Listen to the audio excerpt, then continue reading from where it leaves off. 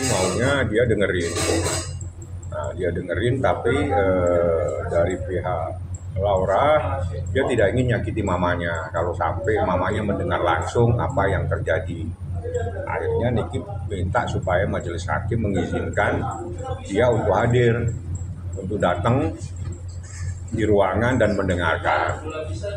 Akhirnya diputuskan oleh majelis hakim saya dan Nikita boleh masuk tapi dalam keadaan pasif, jadi nggak boleh protes, nggak boleh dengerin aja, dengerin aja, jadi nggak boleh diprotes, nggak boleh diinterupsi, hanya mendengarkan apa yang disampaikan oleh Laura. Nah disitulah kita kaget begitu tahu semuanya dijelasin, ya memang membuat dia semakin marah karena betul-betul jahat, betul jahat sekali, menghancurkan anak dia. Makanya Niki pada saat disampaikan dia nggak akan memintakan maaf, nggak akan memberikan maaf. Bang, emang apa alasannya sehingga Niki ini tidak diperbolehkan masuk? Sedangkan tidak boleh masuk, cuma sidang itu pada saat pemeriksaan saksi ada dua cara.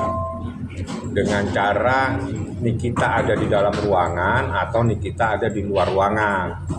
Nah, keinginan daripada Laura supaya tidak menyakiti hati mamanya, hati miminya, ya ingin miminya di luar saja.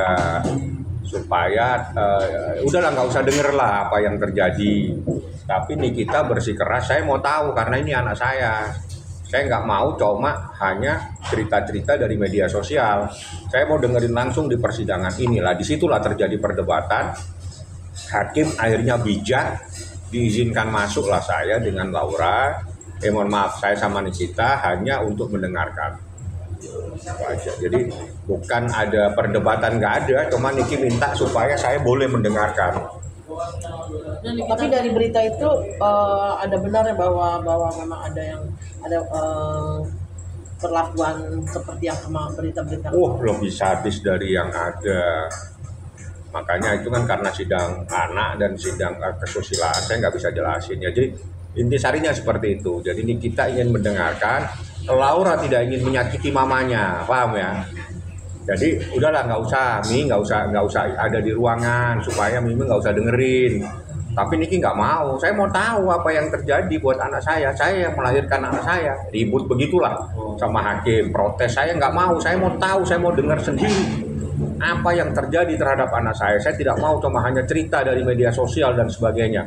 Disitulah terjadi perdebatan. Niki protes. Akhirnya hakim ngambil kebijakan. Majelis hakimnya sangat bijak, diizinkan saya dengan Nikita ada di ruangan, tapi dengan syarat tidak boleh protes, tidak boleh interupsi. Jadi kita dengerin sampai selesai. Tapi dari sikap Fadel sendiri gimana Bang? Saya nggak terlalu mengikuti karena setelah sidang saya langsung bawa Laura pulang. Artinya tapi Fadel ada di situ kan? Ada di situ. Dia nggak bisa apa-apa. Apa yang disampaikan Laura memang terjadi semua kok. Mau diapain? Dia tidak membantah. Tidak ada yang mau dibantah. Gimana memang kejadian seperti itu 2 kali? Ya udahlah. Dan Niki sendiri saat setelah mendengarkan itu gimana Bang reaksinya?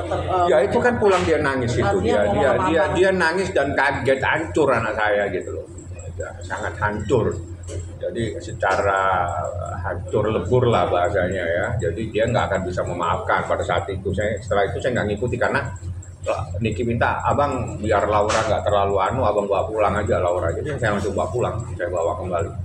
Saat bertemu Bang Niki dengan Loli sendiri, apa yang diobrolkan? Mungkin kayak nggak tahu saya sudah lama tidak bertemu juga nih Bang. Nggak ada, sayang-sayangan aja peluk-pelukan, nggak ada masalah. Tapi Niki sendiri memaafkan Loli. Nggak ada masalah, udah dimaafin, dipeluk. Ya jangan sampai lakukan hal-hal yang kamu lagi.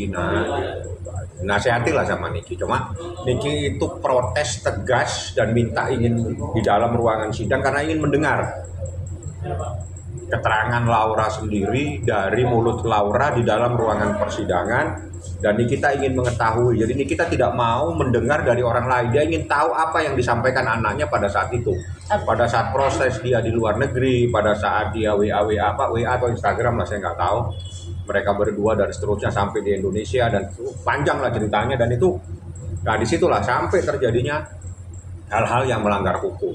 Artinya dari sekian lamanya, sekian kemarin mereka sempat bertemu, sama sekali Niki tidak Loli belum terucap apa yang diutarakan oleh Loli di saat Di ruangan sidang kemarin itu semuanya terungkap. ya artinya sebelumnya di saat kemarin Nggak tahu, ketemu itu kan nggak nggak ada. jarang, tidak pernah kita bahas apa-apa selama ini. Oh jadi baru ini artinya Ya, perdana tidak. ini. Bukan perdana, ini hasil sidang.